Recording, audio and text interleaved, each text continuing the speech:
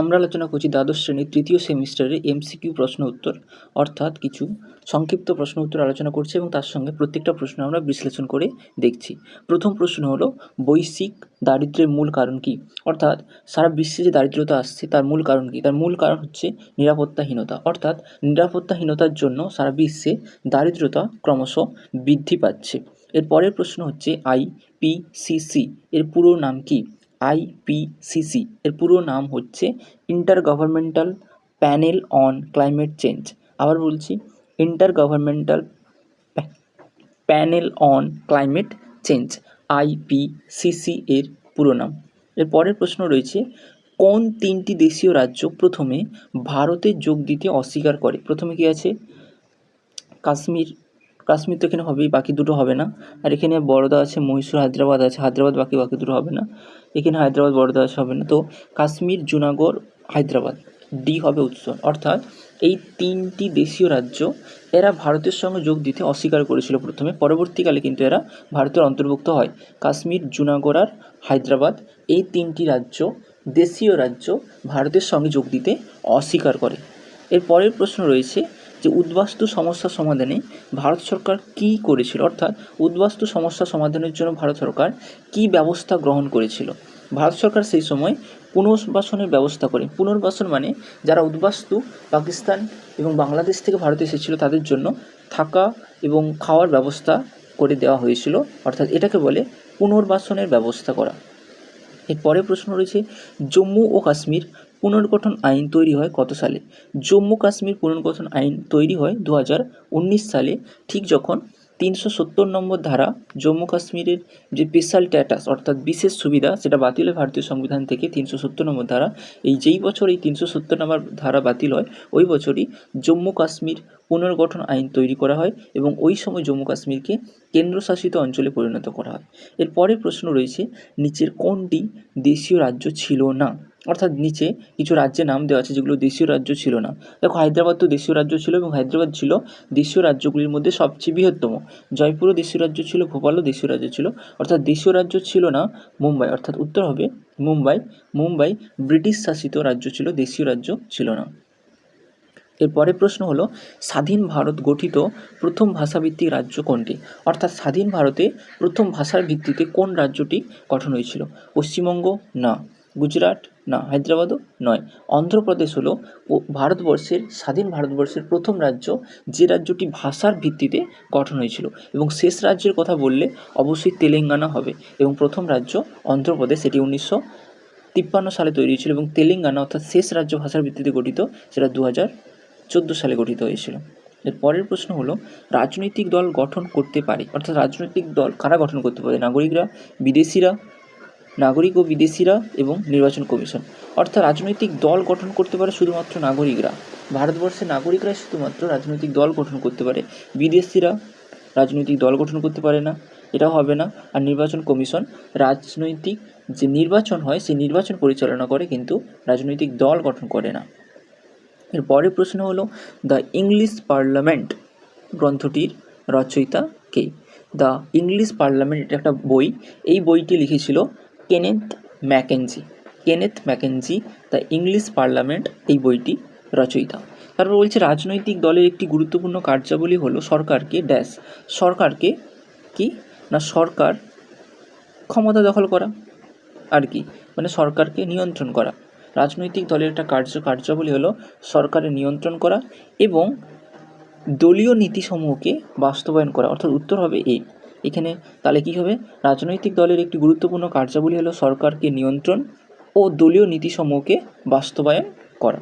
এর পরের প্রশ্ন হলো, জাতীয় রাজনৈতিক দলগুলিকে ক্রমানুযায়ী সাজিয়ে সঠিক বিকল্পটি নির্বাচন করো। এখানে জাতীয় দলগুলিকে ক্রমানুযায়ী সাজাতে বলছে, মানে প্রথমে কোন দলটি গঠিত হয়েছিল বা এস্টাবলিশ হয়েছিল, তারপরে কোনটি, তারপরে কোনটি, তারপরে কোনটি। আসার পরে তবে অপশান দেখি। প্রথমে আছে জাতীয় কংগ্রেস। জাতীয় কংগ্রেস তৈরি হয়েছিল 1885। তারপরে সিপিআইএম 1964, বহুজন 1984, বিজেপি 1980। তো এটা হবে না। জাতীয় Congress 1885, CPIM 1964, BJP 1980, Bahujan Samajwadi party, এটাই হবে উত্তর। অর্থাৎ জাতীয় Congress, CPIM, BJP, Bahujan Samajwadi party, এখানে অপশান অনুসারে এই বিটটা হবে সঠিক উত্তর। আবার বলছি, জাতীয় কংগ্রেস তৈরি ছিল 1885 সালে, সিপিআইএম তৈরি হয়েছিল 1964 সালে, বিজেপি তৈরি হয়েছিল 1980 সালে, আর বহুজন সমাজবাদী পার্টি অর্থাৎ বিএসপি তৈরি হয়েছিল 1984 সালে। এই বিএসপির প্রতীক হচ্ছে হাতি, বিজেপির হচ্ছে পদ্মফুল, সিপিআইএম কাস্তে হাতুড়ি, জাতীয় কংগ্রেস হচ্ছে হাত। এরপরের কি প্রশ্ন রয়েছে না, এই পরের প্রশ্ন রয়েছে, ভারতে দল ব্যবস্থা গঠনের ক্ষেত্রে অনুপ্রেরণা জুগিয়েছিল কোন দেশ, অর্থাৎ কোন দেশের অনুপ্রেরণাতে ভারতীয় দলীয় ব্যবস্থা গঠিত হয়। এখানে উত্তর হবে ব্রিটেন। ব্রিটেনে প্রথমে দলীয় ব্যবস্থা এসেছিল এবং ব্রিটেন থেকেই ভারতে দলীয় ব্যবস্থার এই কনসেপ্টটা নেওয়া হয়েছে। এর পরের প্রশ্ন, ভারত বাংলাদেশ প্রতিরক্ষা সহযোগিতার সামরিক মহড়ার নাম কি, অর্থাৎ ভারত এবং বাংলাদেশের মধ্যে যে প্রতিরক্ষা সহযোগিতার একটা মহড়া মানে প্র্যাকটিস, যুদ্ধ প্র্যাকটিস হয়, তার নাম কি ছিল, তার নাম ছিল সম্প্রীতি মহড়া। ভারত এবং বাংলাদেশের মধ্যে একটা যুদ্ধ প্র্যাকটিস হয়, যেটাকে বলা হয় মিলিটারি এক্সারসাইজ, এটির নাম ছিল সম্প্রীতি মহড়া।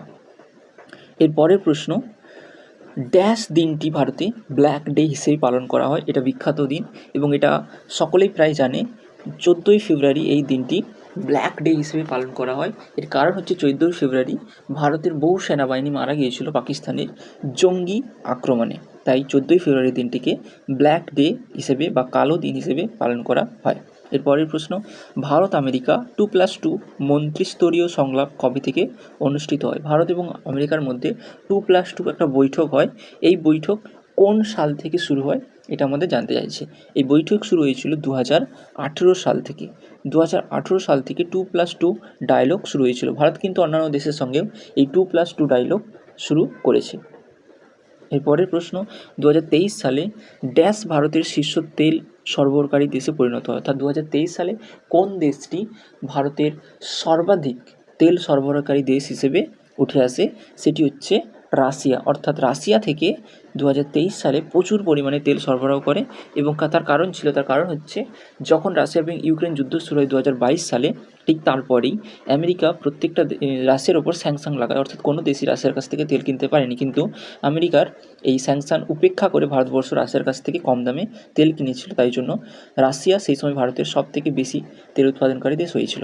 এর পরের প্রশ্ন, ভারত চীন মামাল্লাপুরম সম্মেলনটি অনুষ্ঠিত হয় কত সালে। ভারত এবং চীনের মধ্যে একটা সম্মেলন অনুষ্ঠিত হয়েছিল এবং এই সম্মেলনটি কত সালে অনুষ্ঠিত হয়েছিল, এই সম্মেলনটি অনুষ্ঠিত হয়েছিল 2019 সালে।